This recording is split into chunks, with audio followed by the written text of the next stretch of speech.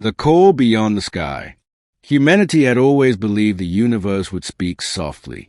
For centuries, astronomers stared into the dark with fragile instruments, hoping for patterns, whispers, signals, anything that proved they were not alone. When radio telescopes replaced eyes and quantum receivers replaced radio, the expectation remained the same: a cautious hello, a mathematical greeting, a patient exchange between distant minds. No one expected the stars to call first. The signal arrived on a quiet Tuesday, buried beneath routine telemetry and cosmic background noise. At first, it appeared as interference, a repeating anomaly detected simultaneously by listening arrays on Earth, Luna, and the Jovian relay stations. 3 separate systems. 3 independent confirmations. The odds of coincidence were effectively 0. Dr. Ilara Miles was alone when she noticed it.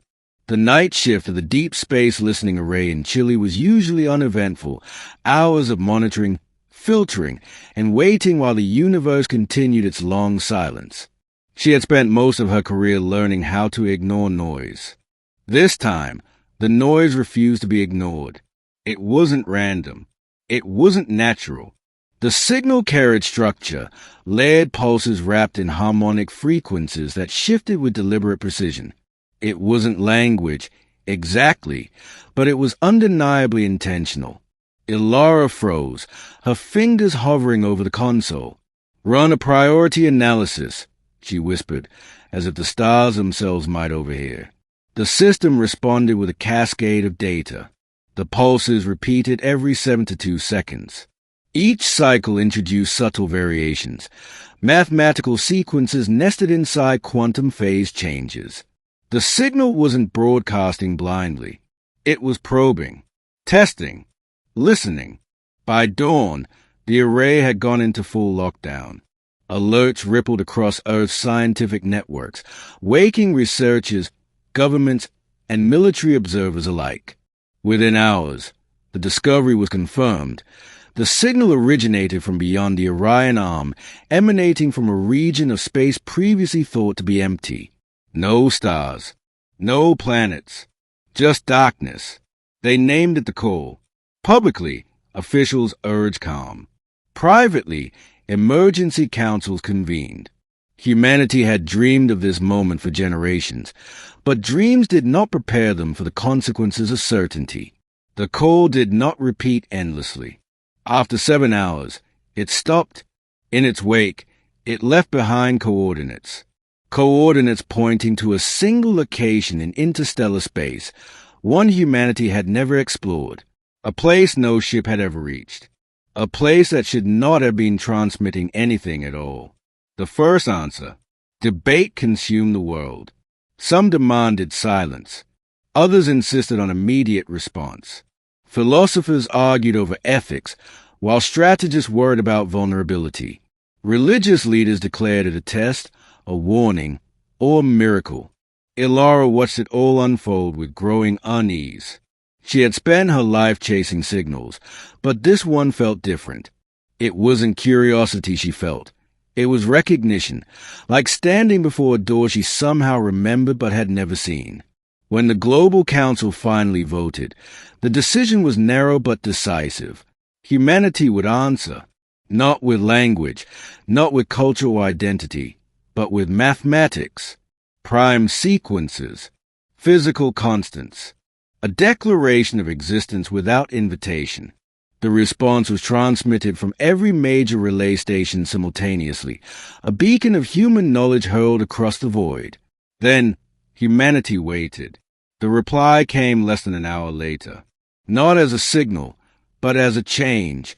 Deep space sensors detected a fluctuation at the coordinates.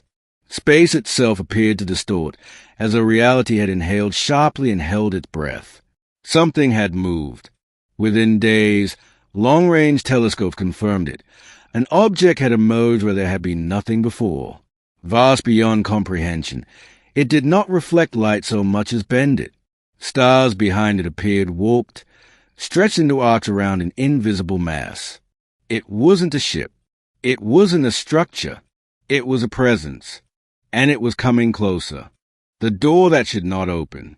The object decelerated to the edge of the solar system, settling into a distant orbit beyond Neptune.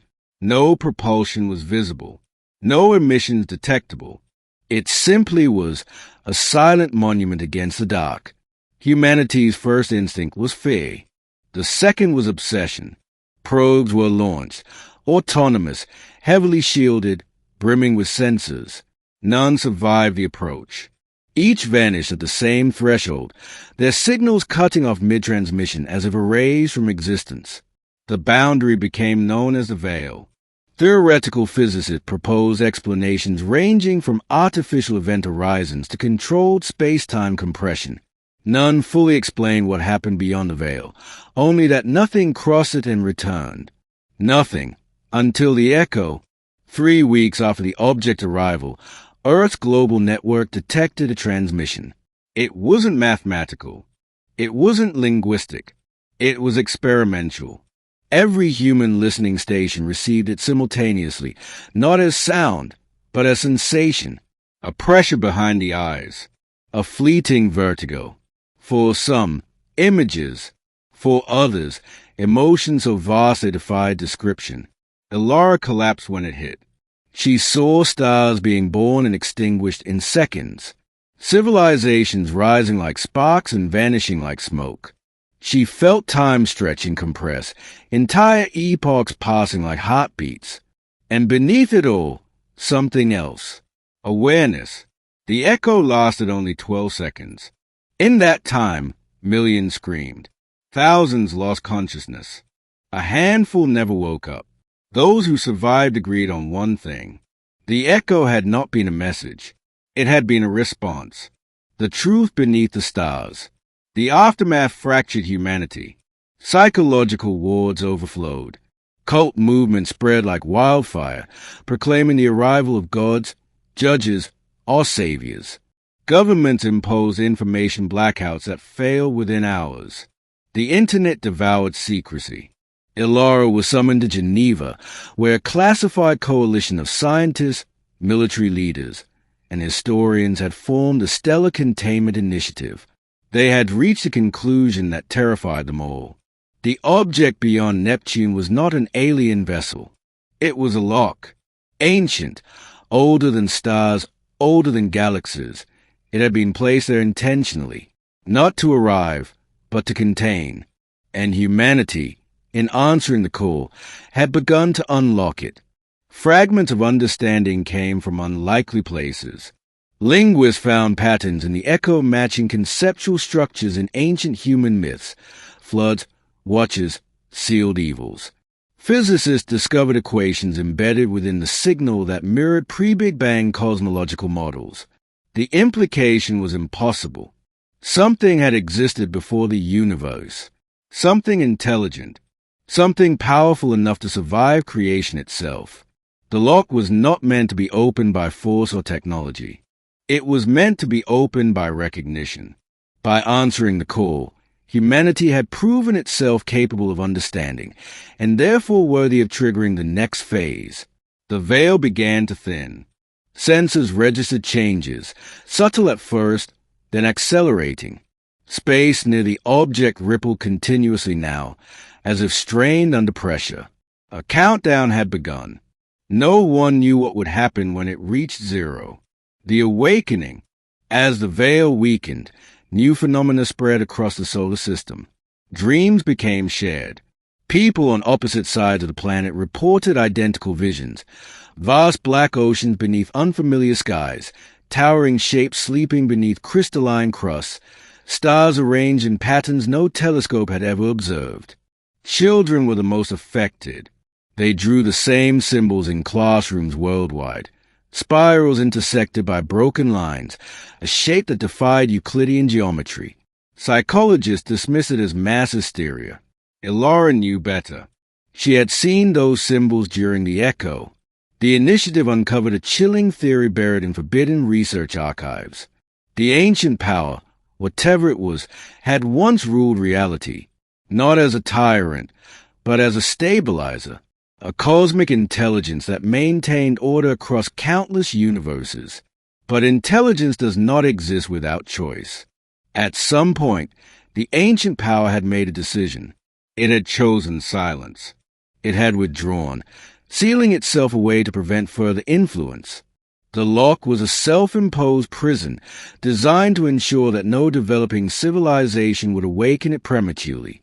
Except humanity had done exactly that. Not through malice, through curiosity, through the same relentless drive that had carried them from caves to stars. The lock was failing, and the prisoner was stirring. Humanity divided. The world split into factions. One side believed the ancient power was a guardian, a godlike force whose return would bring order, prosperity, perhaps even immortality. The other side feared annihilation, assimilation, or something worse, irrelevance. Wars erupted, not of weapons, but of ideology. Space agencies sabotaged each other. Religious extremists attempted to destroy listening arrays. Others tried to amplify the call, desperate to hasten the awakening. Ilara stood at the center of it all, haunted by the growing certainty that none of them truly understood what they were dealing with. Then the ancient power spoke again. This time, it used her, the voice in the silence. Ilara awoke one night to find herself standing somewhere that was not a dream. There was no ground, no sky, only depth, infinite and layered. Stars drifted like thoughts. Time felt optional. You hear us, the present said, not aloud, but everywhere. I do, Ilara replied, unsure if she was speaking or thinking. We did not intend to wake, it continued. But you answered. Images flooded her mind. Universes collapsing under unchecked entropy, realities torn apart by uncontrolled creation. The ancient power had once intervened constantly, shaping outcomes, correcting mistakes, until it realized that intervention prevented growth. Life needed uncertainty, struggle, failure, so it withdrew. It sealed itself away and scattered the call across reality, a test meant to ensure that only a civilization mature enough to understand consequences would respond. Humanity had passed the test, and failed it. You are not ready, the ancient power said gently. Then why call? Ilara demanded. We did not, it replied. You found the echo of a door closing. The lock was never meant to be reopened. The choice, the ancient power was awakening because the process had already begun. The veil could not be restored without catastrophic consequences. Entire star systems would be erased to reseal the prison. There was only one alternative. Humanity could take its place. The ancient power proposed a transfer, not of knowledge, but of responsibility.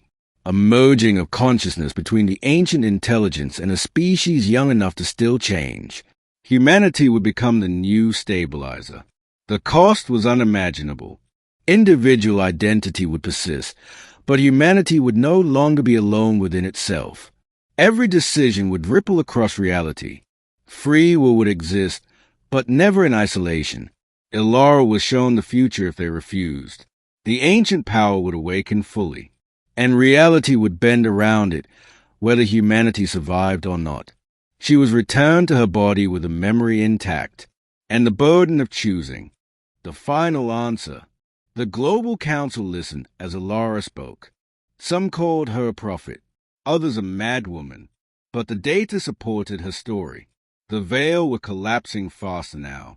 Time was running out. The final vote was unanimous. Humanity would accept. A transmission was prepared, not mathematical, not linguistic. It was emotional, a record of human history. Love and cruelty, art and war, hope and regret, every contradiction that defined the species. The message ended with a simple declaration. We choose to be responsible. The response was immediate. The object beyond Neptune dissolved, not into energy, but into understanding. The veil vanished, replaced by a wave that passed through the solar system without harm. Every human felt it. A quiet expansion, a sense of connection, not control, but awareness. The ancient power faded, its purpose fulfilled. Humanity had not awakened God. It had inherited a duty. Ending the silence that followed. The stars fell silent again. No more calls. No more echoes. But humanity was no longer alone in the dark. They could feel the universe now, not as masters, but as caretakers. They sensed imbalance before it became catastrophe. They could guide without domination, influence without erasure. They had become something new. Not gods, not servants, but guardians who remembered what it meant to be small. And in the quiet that followed, the universe continued, fragile, vast, and finally understood. Humanity had answered the stars. And this time, the silence that followed was earned.